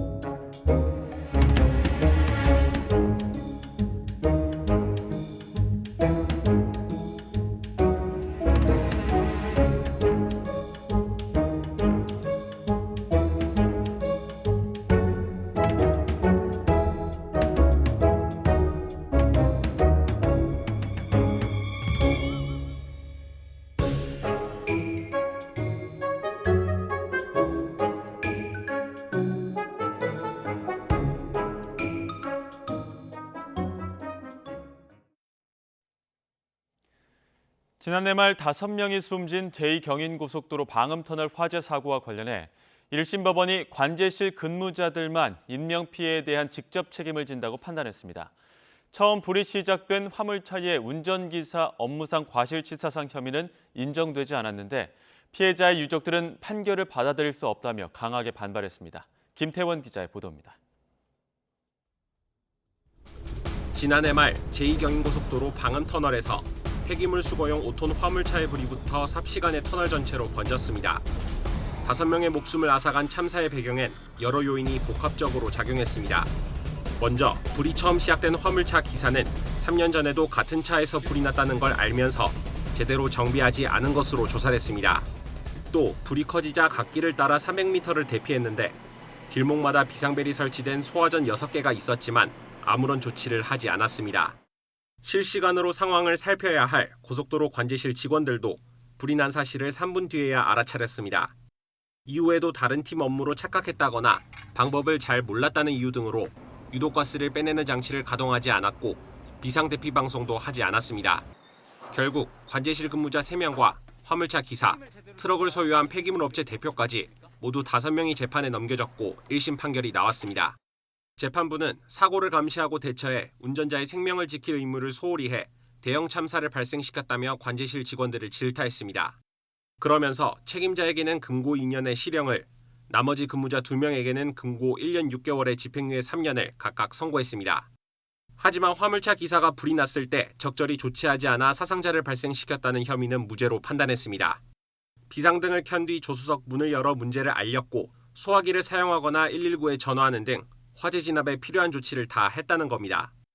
차량을 불법 구조 변경한 부분만 인정해서 운전자와 업체 대표에게 나란히 징역 6개월의 집행유예 2년을 선고했습니다. 유가족들은 법원 판결을 받아들일 수 없다며 거세게 항의했습니다. 최초 원인자잖아요. 근데 그분한테는 그냥 소화기 좀 하고 119 신고는 기본이잖아요. 이건 누구나 당연히 해야 되는 건데, 근데 바로 제일 중요한 소화전을 사용하지 않고 이렇게 집행유예 나올 거라고는 상상도 못했습니다. 사고 책임자들 가운데 화물차 기사에게 가장 무거운 징역 3년을 구형했던 검찰은 판결문을 검토한 뒤 항소 여부를 결정할 방침입니다. YTN 김태원입니다. 이른바 청담동 술자리 의혹을 제기했다가 명예훼손 혐의로 고소 고발당한 김의겸 더불어민주당 의원이 경찰에 처음으로 소환 조사를 받았습니다. 서울 서초경찰서는 오늘 오전 허위사실 유포에 의한 명예훼손 혐의 피고소 고발인 신분으로 김의겸 의원을 불러 조사했습니다. 경찰은 김 의원을 상대로 의혹을 제기한 경위와 관련 내용을 알게 된 출처, 허위 사실에 대한 인식 여부 등을 집중적으로 추궁한 것으로 전해졌습니다. 국민의힘 정진석 의원에게 실형을 선고한 서울중앙지법 박병곤 판사에 대해 국가보안법 위반 혐의 진정이 제기됐지만 검찰이 별도 조사 없이 종결 처리했습니다. 서울중앙지방검찰청은 오늘 진정서에 나온 내용만으로는 박 판사가 국보법을 어겼다는 사실이 인정되지 않는다고 결론 내렸습니다. 박 판사는 지난 8월 고 노무현 전 대통령 명예를 훼손한 혐의로 재판에 넘겨진 정진석 의원에게 징역 6개월을 선고해 여권과 보수단체의 비난을 받았습니다. 이후 보수 성향 인터넷 매체 관계자는 박 판사가 과거 블로그에 올린 글 내용을 토대로 국보법 위반 여부를 수사해야 한다며 진정을 제기했습니다. 포털 사이트 다음에서 아시안게임 응원 클릭 수가 조작됐다는 의혹과 관련해 경찰이 수사에 나섰습니다. 서울경찰청은 그제 남자 축구 한국과 중국의 8강전 당시 응원 클릭 수가 조작됐다는 의혹에 대해 입건 전 조사에 착수했다고 밝혔습니다. 앞서 지난 1일 한중전 당시 전체 응원 클릭 수 3,130만 건 가운데 중국은 2,919만 건으로 93%로 집계됐습니다. 산업기술 관련 국가 연구개발 사업비가 올해에만 10억 원 넘게 부적절하게 집행됐다가 적발됐습니다. 경영지원실 직원이 연구원으로 둔갑해 인건비를 타내거나 허위 서류를 꾸며 과제와 관련 없는 데 썼는데 제대로 걸러지지 않았습니다. 양희력 기자가 단독 보도합니다. 산업통상자원부 업무를 위임받아 국가연구개발 사업 예산을 평가, 관리하는 준정부 기관입니다. 올해 예산으로 배정된 사업비 규모가 3조 1천억 원이 넘습니다. 그런데 소재 부품 기술 개발 사업에 참여한 한 업체가 꼼수를 부린 정황이 포착됐습니다. 연구개발 과제와 관련 없는 경영지원실 인사 노무 담당자를 참여연구원으로 등록한 겁니다. 그 결과 1억 300여만 원이 인건비와 연구수당으로 줄줄 새어나갔습니다. 또 다른 업체는 서류를 허위로 작성해 소프트웨어와 장비 임차 비용 3억 4천여만 원을 연구개발 과제와 무관한 엉뚱한 곳에 사용했습니다. 전기차 플랫폼 관련 사업 등과 관련해 시제품 제작 과정에서 1억 1천여만 원을 실제 비용보다 부풀려 받은 업체도 있었습니다. 모두 연구개발비를 관리하는 과정에서 걸러내지 못하고 감사를 통해 뒤늦게 적발된 사례들입니다. 이렇게 적발된 부정사용 금액이 올해 들어서만 10억 원에 이릅니다. 혈세로 투입된 연구개발비가 해마다 10억 원 넘게 부적절하게 사용되고 있습니다. 적재적소에 집행이 안 되면 예산이 꼭 필요한 곳이 오히려 손해를 입을 수 있고 지원이 안 될 수가 있기 때문에요. 제대로 집행되는 것이 매우 중요하다. 물론 이런 이유 때문에 이제 R&D 예산 자체가 줄어드는 것은 매우 부적절한 것이고. 한국산업기술기획평가원은 경영악화 등으로 연구비를 규정에 맞지 않게 사용한 업체들이 있다며 관리 시스템을 개선해 예방하겠다고 해명했습니다. YTN 양일혁입니다. 앞으로 전국 대부분 대학에서 모집 인원의 30%는 특정 전공 없이 통합 선발해 학생에게 전공 선택권을 보장할 전망입니다. 이주호 부총리 겸 교육부 장관은 어제 기자들을 만나 대학이 사회 변화의 중추 역할을 하려면 산학 협력을 통해 대학과 사회를 가로막는 벽을 허물고 전공 간의 벽도 허물어야 한다면서 이같이 밝혔습니다. 이 부총리는 연말까지 전공 간 벽이 없는 학과를 30%까지 늘리도록 대학과 소통하고 있다면서 정부가 대학 혁신을 위해 각종 규제를 풀어주는 만큼 대학과 교수도 기득권을 내려놓아야 한다고 강조했습니다. 친일파 이해승의 후손이 소유한 서울 서대문구 홍은동 땅을 국고로 환수하기 위해 정부가 소송을 냈지만 최종 패소했습니다.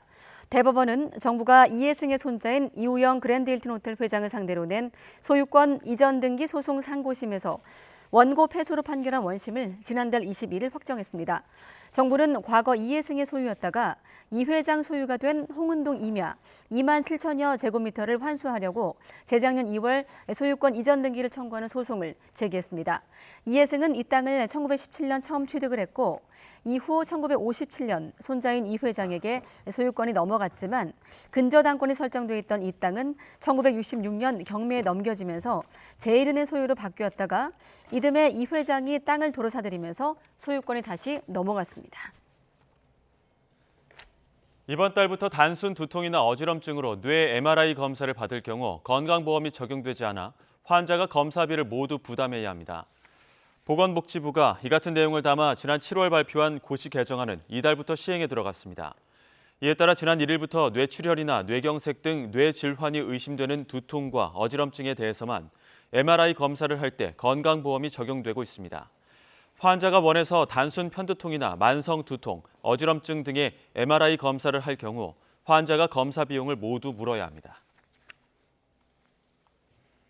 내년부터 생후 18개월 이내 자녀를 둔 부모가 동시에 육아휴직을 사용하면 첫 6개월 동안 한 달 급여를 최대 900만 원까지 받을 수 있습니다. 고용노동부는 기존의 3+3 부모 육아휴직제를 6+6 부모 육아휴직제로 확대 개편하는 내용의 고용보험법 하위 법령 개정안을 입법 예고했습니다. 개정안에 따라 부모가 동시에 또는 차례로 육아휴직을 할 때 통상임금의 100%를 휴직급여로 지급하는 특례 기간이 기존의 3개월에서 6개월로 늘어나게 됩니다. 특례가 적용되는 자녀의 나이도 기존의 생후 12개월 이내에서 18개월 이내로 확대되고 휴직급여 상한액 역시 월 최대 300만 원에서 450만 원까지로 인상됩니다. 내일부터 수도권 지하철 요금이 150원 오릅니다. 지하철 요금 인상은 8년 만인데 시민들의 교통비 부담이 커질 것으로 보입니다. 김종균 기자입니다. 서울 등 수도권 지하철 요금이 토요일 첫 차부터 150원 인상됩니다. 성인 기본요금은 1,250원에서 1,400원으로 바뀝니다. 일회권도 150원 오른 1,500원입니다. 청소년, 어린이 요금 역시 각각 80원, 50원 오른 800원과 500원으로 조정됩니다. 민간기업이 운영하는 신분당선은 최대 450원이 오릅니다. 지하철 요금 인상은 지난 2015년 이후 8년 만입니다.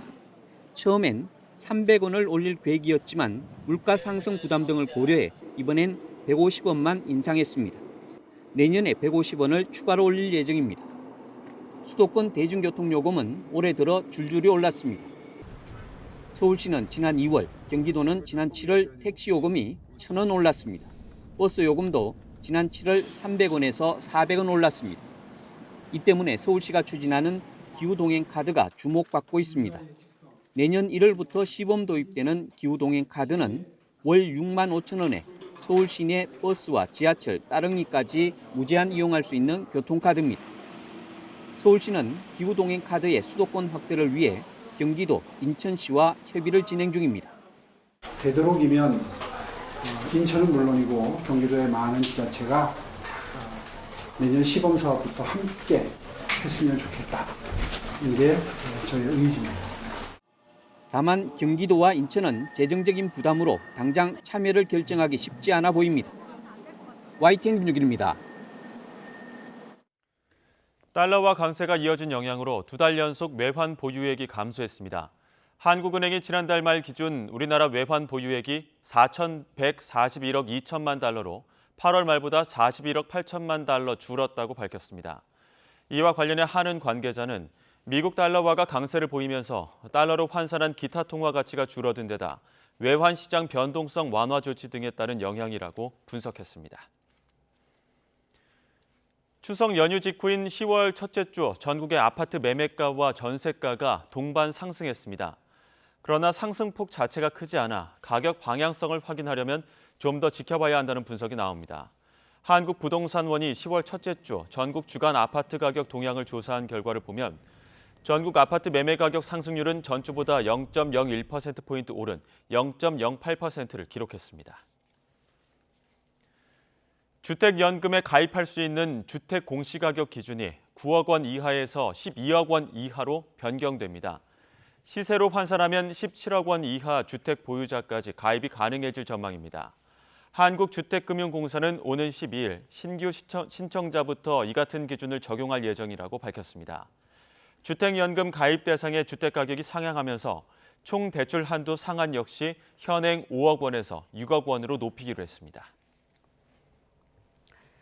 네, 이틀째 상간을 중심으로 영하권의 추위가 이어지면서 대관령에서 첫 얼음, 또 첫 서리가 관측됐습니다.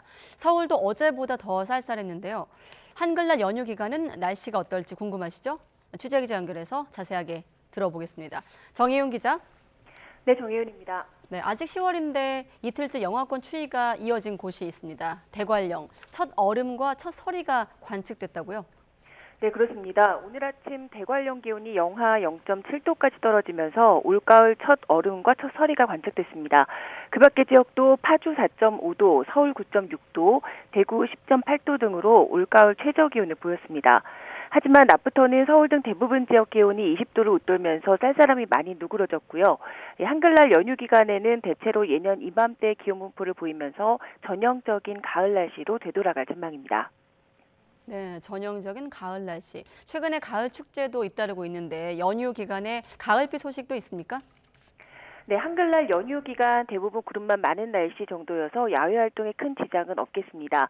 다만 이 동풍과 기압골의 영향으로 내일 밤 늦게부터 모레까지 영동과 남해안 지방 그리고 제주도에는 5에서 많게는 40mm 정도의 비가 내리겠고요. 한글날 휴일인 다음 주 월요일에도 북쪽을 지나는 기압골 영향으로 수도권 북부와 강원 북부 지방에는 오후 한때 가을비가 조금 내릴 가능성이 있습니다. 또 동해안에는 너울성 파도가 높게 일 것으로 보여서 해안가 안전사고에 대한 주의도 필요합니다. 지금까지 문화생활과학부에서 YTN 정혜윤입니다. 네, 그런가 하면 지난 9월에 전국 기온이 관측 이래 최고치를 기록한 것으로 나타났습니다.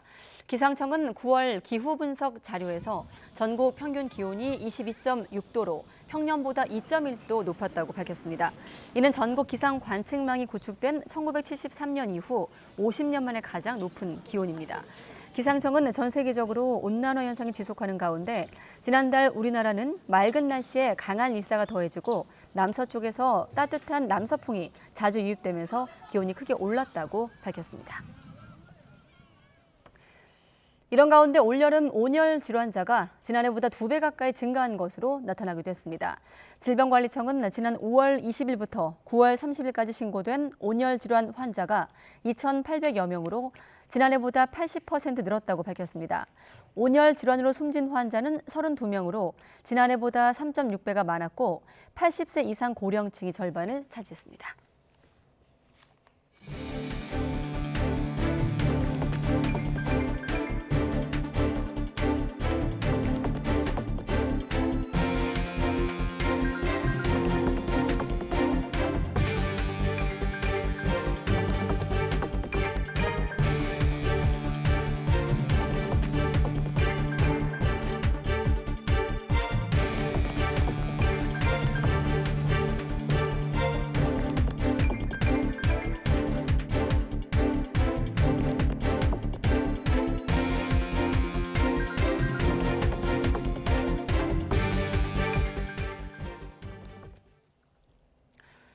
네, 점차 줄고 있는 한국의 노동력. 그 자리는 주로 외국인 노동자가 채우고 있습니다. 그러나 한국은 과연 이들의 처우를 제대로 잘 보장해주고 있는 걸까요? YTN은 지난 4일 동안 외국인 노동자 문제를 집중적으로 다뤘는데요.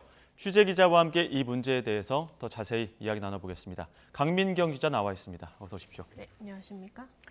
네, 같은 한국, 다른 인권. 오늘 이 문제를 좀 주로 다룰 텐데, 자, 외국인 노동자 문제 어디서부터 어떻게 좀 이야기를 풀어갈지 조금 막연하기도 합니다만은, 자, 일단 외국인들 어떤 제도로 한국에 들어와서 일하게 되는지 한번 숫자로 한번 알아볼까요? 네, 일단 인원수부터 한번 말씀드리고 넘어가겠습니다. 네. 일단 고용노동부가 한국에 들어와 있는 외국인 근로자 체류 인원을 산출한 거는 올해 7월 기준으로 약 30만 4천여 명으로 계산을 하고 있는데요. 이 인원수는 두 가지 비자, 즉 E9 비자와 H2라는 두 가지 비자를 받아서 한국에 입국한 사람들을 기준으로 산출을 하고 있습니다. 강민경 기자, 30만 4천여 명인가요? 네, 30만 4천여 명입니다. 화면을 좀 수정할 필요가 있겠고요. 네. 일단 H2 비자 같은 경우는 중국 동포 등 일부 동포를 대상으로 발급되는 비자이니까 좀 특수한 경우로 한정이 되고요. 우리가 흔히 생각하는 외국인 비자는 보통 이 E9 비자가 좀 핵심입니다. 네. 이들은 이제 고용 허가제라는 정부 제도의 통제를 받는데 쉽게 이야기하면 정부가 알선해주는 일터에 가서 일을 해야 하는 구조입니다.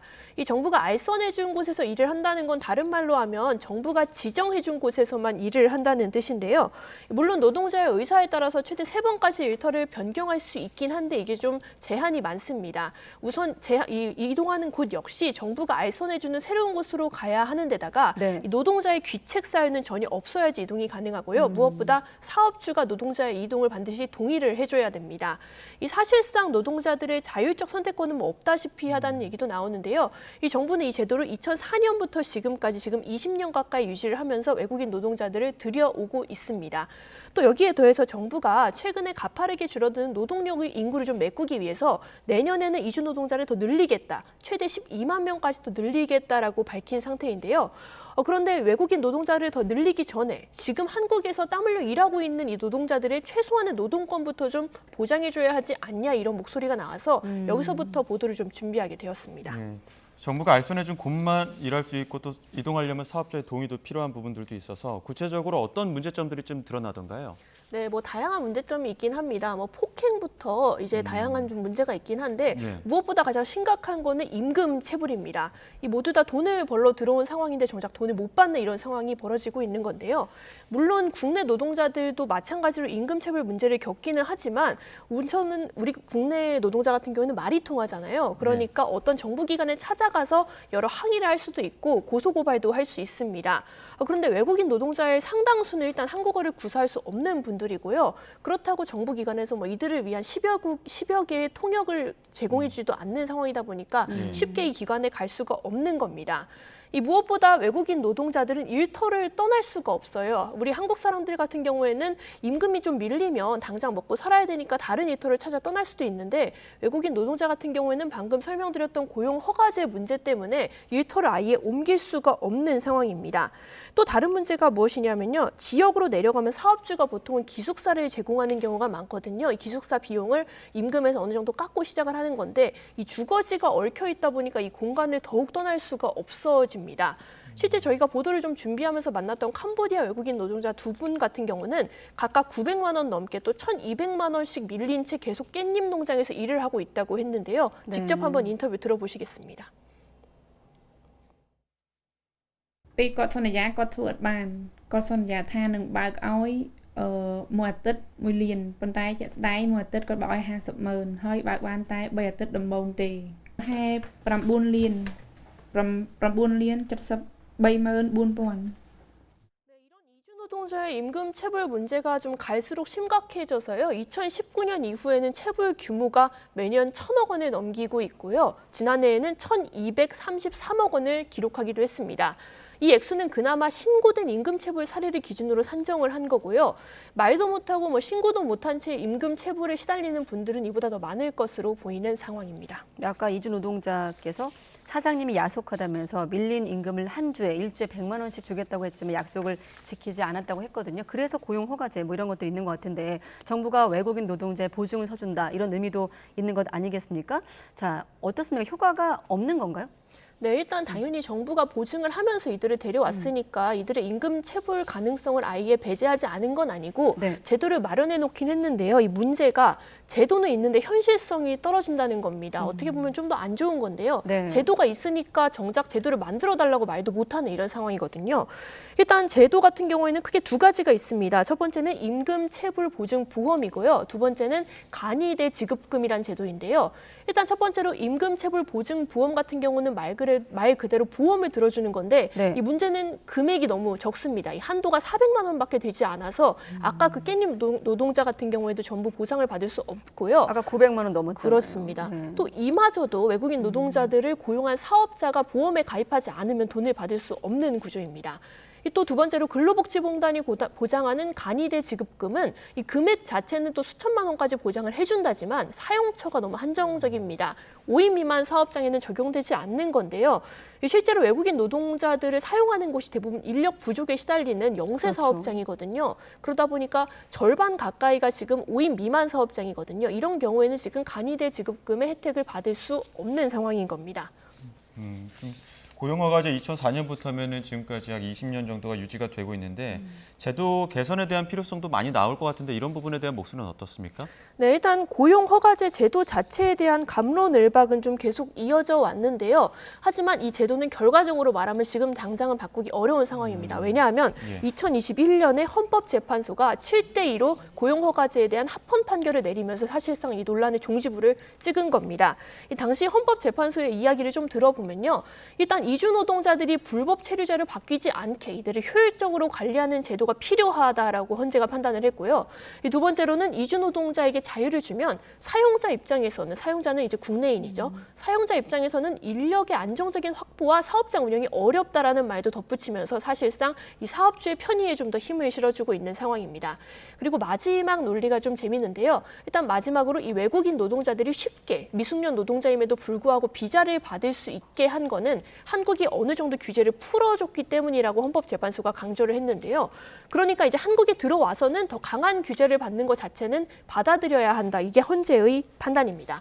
다만 이제 이에 대해서 인권단체에서는 이런 이유로 그럼 고용허가제를 유지하면 그럼 좋다. 다만 그렇다면 외국인 노동자의 폭행이나 임금체불 같은 문제가 발생했을 때 이걸 제대로 해결할 수 있는 안전망이나 외국인 노동자들이 편히 상담을 받을 수 있는 충분한 창구라도 좀 설치해달라 이렇게 요구를 하고 있는 상황입니다. 네, 그러니까 인권을 제한하는 제도를 유지할 수밖에 없다면 적어도 편의시설을 좀 충분하게 갖춰달라 이런 얘기인데 정부는 그 편의시설마저 예산 부족을 이유로 없애고 있다? 이렇게 들리더라고요. 네, 일단 내년도 예산안 편성을 지금 하고 있잖아요. 네. 여기서 정부가 좀 새롭게 결정한 내용인데요. 일단 외국인 노동자를 위한 대표적인 편의시설로는 전국에 9개 거점이 있는 외국인 노동자 지원센터라는 곳이 있습니다. 이곳은 고용노동부의 위탁과 예산을 받아서 민간기관이 운영을 하고 있는 곳인데요. 다만 좀 민간기관이면 뭔가 예산을 착복하는 거 아니냐 이런 걱정이 실제로 있기는 한데 사실 제대로 운영하고 있는지 저도 좀 걱정스러웠었는데 직접 찾아가 보고 좀 놀란 측면이 있었거든요. 일단 이 현지에서 온 이주민을 중심으로 10몇 개가 넘는 언어 구사자들이 각국 외국인 노동자들과 1대1로 상담을 계속 진행을 하고 있었고요. 네. 또 한국어 교육이나 문화 교류 행사를 넘어서 외국인 노동자들 같은 경우에는 보험이 없다 보니까 이 보험을 없어서 병원에 못 가는 이들을 위해서 건강검진 등까지 좀 진행을 하고 있는 상황이었습니다. 실제로 이곳을 이용하는 외국인 노동자들에게 좀 물어보니까 정말 좀 고마운 곳이다 이런 답변이 정말 압도적이었는데요. 직접 들어보시겠습니다. And know about these centers, and when we have any problem we just call at this center helpline and we get help. 네, 일단 이 센터의 또 다른 특징은 일요일 날 문을 종일 연다는 거거든요. 이게 의미하는 바가 뭐냐면 외국인 노동자들 같은 경우에는 보통 토요일까지 계속 일을 하니까 이들의 편의를 보장을 해서 유일하게 쉬는 일요일에라도 찾아올 수 있도록 일요일에 운영을 하는 이런 구조로 세부적인 편의를 좀 봐주고 있습니다. 그런데 정부는 현재 이 예산이 70억 원 가까이 됐는데 이 예산을 전액 삭감하겠다고 결정을 한 상황입니다. 현재 외국인 지원센터는 상담 역할만 하게 되는데 이걸 행정기관인 지방고용노동청하고 산업인력공단에 나눠 맡기면 사실상 문제 없지 않냐, 센터가 필요 없지 않냐라는 게 정부 논리인데요. 네. 그런데 이제 제가 현장에서 한 외국인 노동자를 한 10명 가까이 계속 만났는데 이들이 공통적으로 말을 하는 게 이 낯선 땅 대한민국에서 자기들만을 도와주기 위한 별도의 공간이 있다는 데서 굉장히 큰 마음의 위안을 받는 경우가 많았거든요. 예. 아까 아까 말씀드렸다시피 일요일 날 쉬는 날에 이곳이 여니까 한글을 배우러 오기도 하고 또 단순히 그냥 동포들하고 좀 얘기를 하고 싶다라면서 센터에서 자원봉사라도 하고 싶다는 외국인들 노동자들도 많이 있었습니다. 네. 그러니까 쉽게 말하면 일종의 작은 지역사회 같은 역할을 하고 있는 건데요. 정부가 정작 외국인 노동자들을 더 많이 들여오겠다면서 이들의 감정적 안식처마저 좀 없앤다는 결정을 내린 게 좀 씁쓸하기도 합니다. 예, 한 10분 정도를 현장에서 만나기도 하고 노동자 문제에 대해서 좀 현장 취재도 했기 때문에 강 기자가 현장에서 느꼈던 것들, 생각했던 것들을 좀 공유해 주실 수 있을까요? 네. 사실 좀 취재 과정에서 저희가 기사엔 담진 못했지만 가장 좀 외국인 노동자들에게 많이 들은 말이 뭐냐 하면 임금체불이나 폭행 문제 그런 것도 힘들지만 다음으로 언급되는 건 바로 이 사람들의 시선이었습니다. 이 골목에서 좀 나를 피하는 사람들이 좀 많다라는 말씀도 많이 하셨고요. 뭘 네. 물어보려고 좀 누구에게 다가가도 경계부터 하거나 아예 말을 좀 하지 않으려고 하고 좀 비하 발언도 한다는 말이 좀 많았는데요. 이 당장 저희가 3일 동안 보도한 기사에 대한 여론 중에서도 상당수는 어차피 돈 벌러 왔으면서 왜 이렇게 요구를 많이 하냐 이런 날선 비판이 좀 많았던 게 현실입니다. 다만 좀 말씀드리고 싶은 거는 조금 따뜻하게 이 문제를 바라봐 주셨으면 합니다. 이 저출산과 고령화 심화라는 이중구에 시달리는 한국에서 외국인 노동자는 결과적으로 늘어날 수밖에 없고요. 시간이 갈수록 우리 사회 일원으로 계속 자리를 잡게 되는 상황이거든요. 그런데 개발도상국 외국인의 눈으로 바라보는 한국은 적어도 제가 느끼기에는 절대 이렇게 편안하거나 인권 보장, 친화적인 곳이 아니었고 오히려 좀 냉정하고 비정한 쪽에 가까웠던 것 같습니다. 이 당장 고용허가제를 없애자 저희가 이런 주장을 하는 건 절대 아니고요. 다만 외국인 노동자들에게 어느 정도 규제가 필요하다는 점에 대해서는 저희도 인정을 하는데 그럼에도 불구하고 한국은 과거 경제 개발 시기에 외국인 노동자들을 저희가 일해야 했던 아픈 역사도 또 가진 나라잖아요. 그런 만큼 외국인 노동자들을 단순히 노동력으로 생각하기보다는 한 명 한 명의 좀 인간으로 봐주셨으면 합니다. 그런 취지에서 이번 보도를 준비했습니다. 같은 한국, 다른 인권에서 같은 한국, 같은 인권으로 가는 좀 과정도 있기를 한번 지켜보겠습니다. 이 문제 취재한 사회부 강민경 기자였습니다. 수고했습니다. 네, 감사합니다.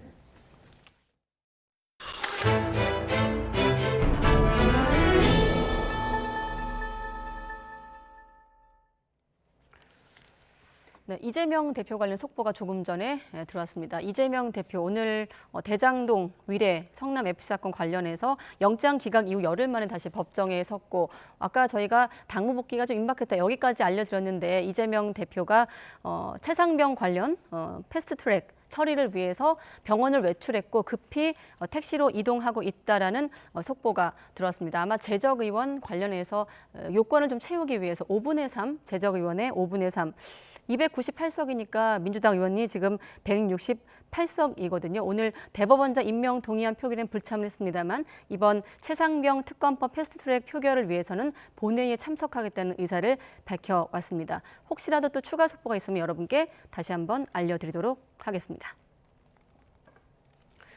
네, 강서구청장 사전투표율도 한번 확인해 보겠습니다. 네, 보궐선거 사전투표율 지금이 5시 7분인데 5시 기준으로 7.53%, 아까 4시 기준은 6.55로 이제 기억을 하는데 7.53%로 조금 상승했습니다. 네, 보궐선거 사전투표율까지 확인을 했습니다. 네, 이상 동기 범죄가 이어지고 있는 가운데 경찰이 저위험 권총을 현장에 지급하기로 했지만 배정된 예산을 실제로는 기존에 사용하던 권총을 사는데 쓰기로 한 것으로 파악됐습니다. 더불어민주당 이영석 의원이 경찰에서 받은 자료를 보면 경찰은 올해 저위험 권총 구매 예산으로 배정된 13억 5천만 원으로 389경 권총을 구매할 계획인 것으로 나타났습니다. 이 의원은 경찰이 저위험 권총을 보급하기 전에 거쳐야 되는 안전성 검증 규격을 마련하지 못해서 이같이 결정했다고 보고 있습니다. 경찰 관계자는 올해 현장 인력이 늘어나 기존 권총 구매를 추진하게 됐다면서 저위험 권총에 결함이 있는 건 아니고 편의성을 개선하기 위해서 구매를 내년으로 미뤘다고 설명했습니다. 오늘 오전 9시 50분쯤 대전 남부순환고속도로 구봉터널에서 체험학습 가던 초등학생을 태운 관광버스 석 대와 덤프트럭이 연쇄 추돌하는 사고가 발생했습니다. 이번 사고로 초등학생 6명과 교사 2명이 다치면서 병원으로 옮겨졌습니다. 고속도로 순찰대는 정체 구간에서 제때 속도를 줄이지 못한 버스가 앞서가던 버스 뒷부분을 추돌하면서 연이어 사고가 난 것으로 보고 있습니다. 네, 한글날 낀 사흘 연휴를 맞아 전국 곳곳에서 풍성한 가을 축제가 열리고 있습니다. 여행객을 유혹하는 행사들이 풍성한데 국화와 치즈를 함께 만날 수 있는 축제도 시작이 됐습니다. 오점곤 기자가 소개합니다. 유럽풍의 건물 주변으로 가을의 대명사 노란 국화가 흐드러지게 핀 눈에 익은 풍광. 공중에서 바라본 올해로 9번째를 맞은 임실 치즈 축제장입니다. 치즈 축제인데 여행객들이 국화 축제로 착각할 정도로 이곳저곳 국화 천지입니다. 배치한 국화 화분만 3만 2천여 개, 거의 1,000만 송입니다. 날씨도 좋고 임실한 데 처음 왔거든요. 예. 굉장히 좋은 느낌을 받습니다. 국화꽃도 만발했고 다 보니까 너무 다 좋습니다. 국화보다는 치즈를 더 좋아할 것 같은 어린 꼬마들. 검은색 단체복을 입고 선생님과 함께 사진으로 추억을 남깁니다. 치즈 축제 한다고 해가지고 왔는데 아이들하고 소풍을 왔어요. 네. 그런데 날씨도 너무 좋고 준비된 뭐 이런 먹거리나 볼거리도 많고 아이들이 너무 좋아해서. 치즈하면 떠오르는 임실 치즈의 창시자 지정환 신부를 추억하는 시간도 마련됩니다. 지정환 신부의 고향인 벨기에의 날 행사가 축제 둘째 날 진행됩니다. 또 종전에는 볼 수 없었던 50kg짜리 초대형 숙성 치즈를 공개하면서 무료 시식 행사도 열 예정입니다. 1,000만 송이 넘는 국화꽃 향연을 마음껏 즐기시고 청정 임실에서 자란 50개월 미만의 암소한우 고기와 치즈를 맛있게 드시기를 바랍니다. 사흘간의 연휴라 축제 기간 행사장 부근의 차량 혼잡은 상당히 심각할 것으로 예상됩니다. 이에 따라 축제 측은 행사장과 전주 시내, 행사장과 임실 읍내를 오가는 셔틀버스 운행 횟수를 늘리기로 했습니다. 네, 이번 치즈 축제는 연휴 마지막 날인 9일까지 계속된다고 합니다. 하지만 이 국화는요, 여행객들을 위해서 이 자리에 당분간 그대로 놔둘 예정이라고 합니다. YTN 오정곤입니다. 러시아 침공으로 시작된 우크라이나 전쟁이 어느덧 1년 7개월 넘게 이어지고 있습니다. 전쟁이 장기화하는 가운데 우크라이나에서는 이른바 군용 투명 망토를 개발했다는 주장이 나와 이목을 끌고 있습니다. 아예 모습을 가릴 수 있는 건 아니고요. 열 복사를 차단해 야간 전투 시 열 화상 카메라에 포착되지 않아 은밀한 정찰과 기습 공격에 활용할 수 있다는 겁니다.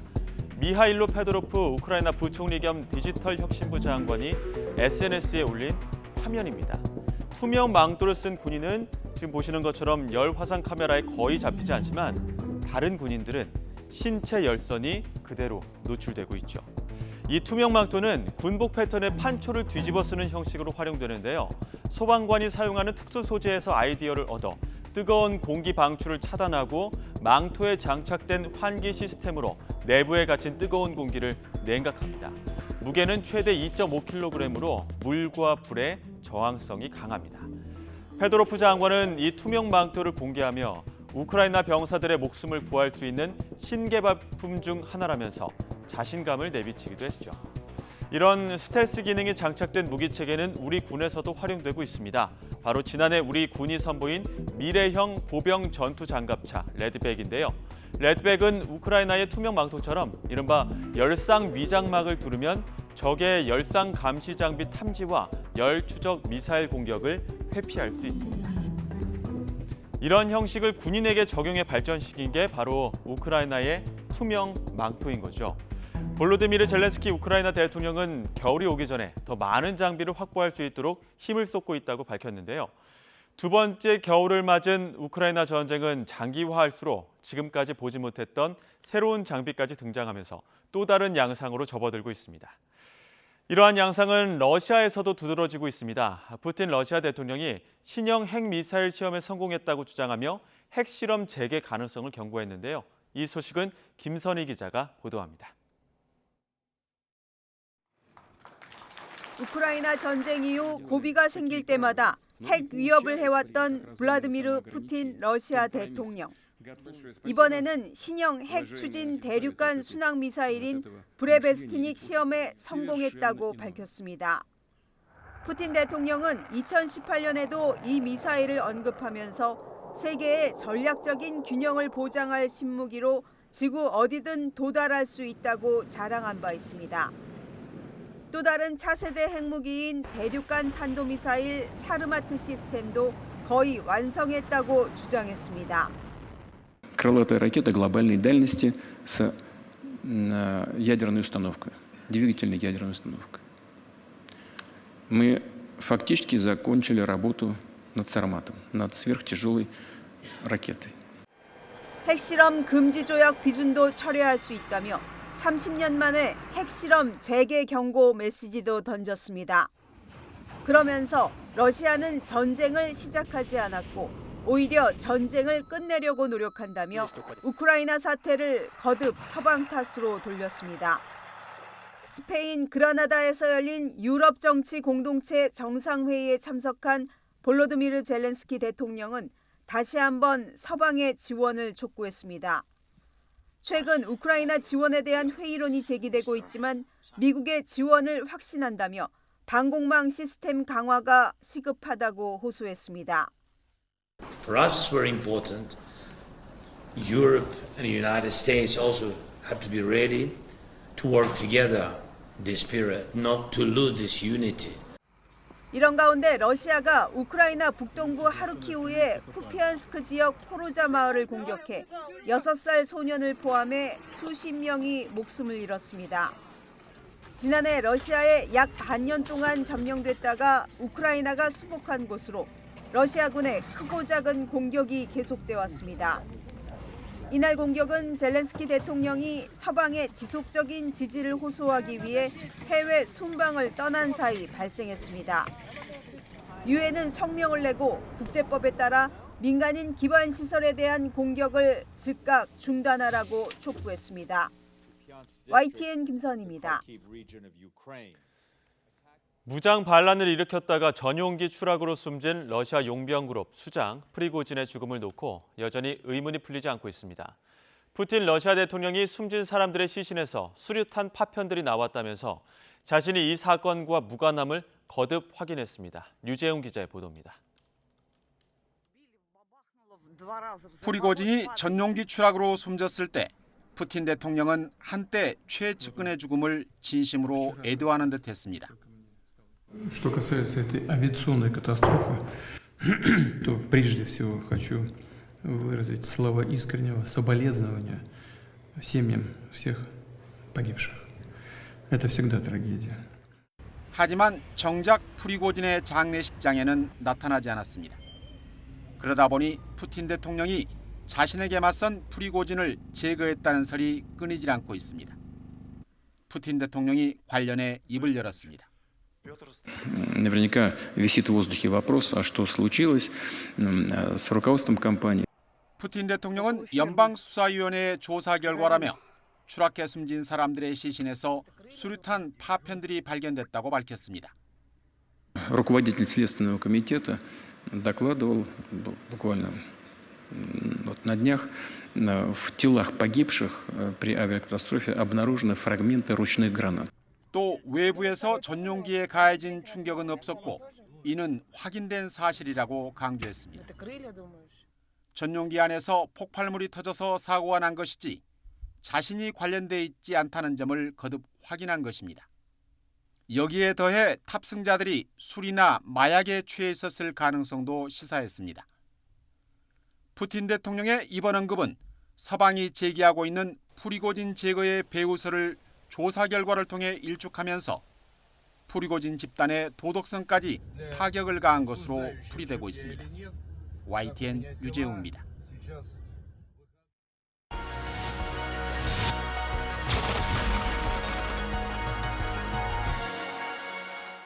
말과 글이란 게 민족의 정신을 담는 그릇인데 사전 만들어야죠. 이게 뭐예요, 이게? 다 말이죠. 말? 조선 사람 모두가 지식을 키우면 독립을 이룰 수 있다고 아버지가 말하지 않았습니까? 빠른 시간 안에 사투리를 모을 방법을 찾았습니다. 우리는 반드시 우리말 사전을 완성할 것입니다. 일본의 식민 지배가 극에 달한 시기였다. 조선인의 정체성을 없애기 위해 일본어만을 사용하도록 강요했다. 이 위기 속에 조선인을 조선인답게 살게 하기 위한 언어 독립이 필요했다.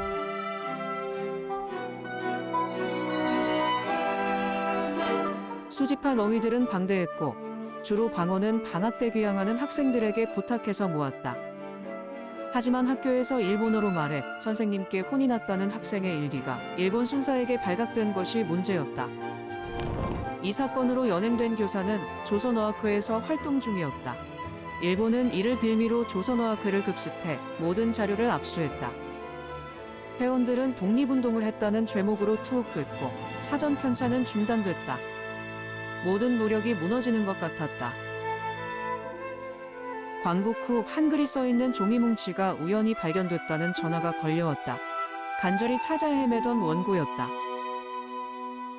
사전 편찬은 계속됐고 1957년까지 총 6권의 사전이 완성됐다.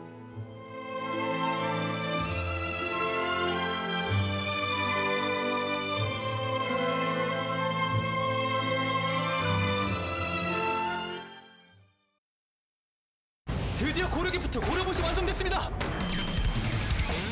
고객 분석 시스템, 엄선된 다양한 상품, 놀라운 재구매율, 고객 분석 완료. 파종문은 고려기프트. 타이어뱅크 방문 고객 3천만 명 돌파. 전품목 3+1 할인 행사.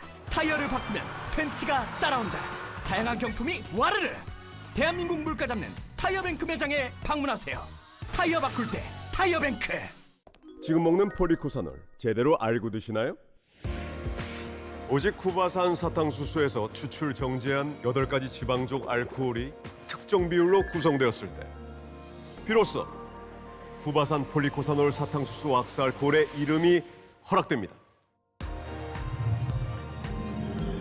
HDL은 올리고 LDL은 내리고 콜레스테롤과 혈압 이제 동시에 챙기세요.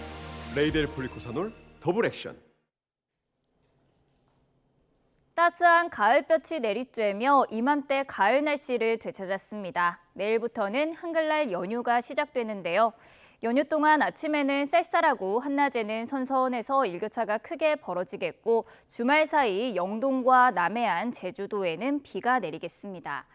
예상되는 비의 양은 제주도에 최고 40mm, 강원 영동에는 최고 30mm, 남해안으로는 5에서 20mm 정도가 되겠고요. 서울 등 내륙 지방은 구름만 많이 지나겠습니다. 또 당분간 해안가를 중심으로는 너울성 파도가 높게 일겠는데요. 해안가 안전사고에도 각별히 주의하셔야겠습니다. 내일 아침 기온은 예년 수준을 회복하겠습니다. 서울이 12도, 대전은 11도, 부산은 17도에서 출발하겠고요. 이 낮 기온은 오늘과 비슷하거나 조금 더 높겠습니다. 서울이 23도, 대전과 대구 22도, 부산은 23도까지 크게 오르겠습니다. 연휴 이후에도 맑고 일교차가 큰 가을 날씨가 이어질 전망입니다. 지금까지 날씨 정보였습니다.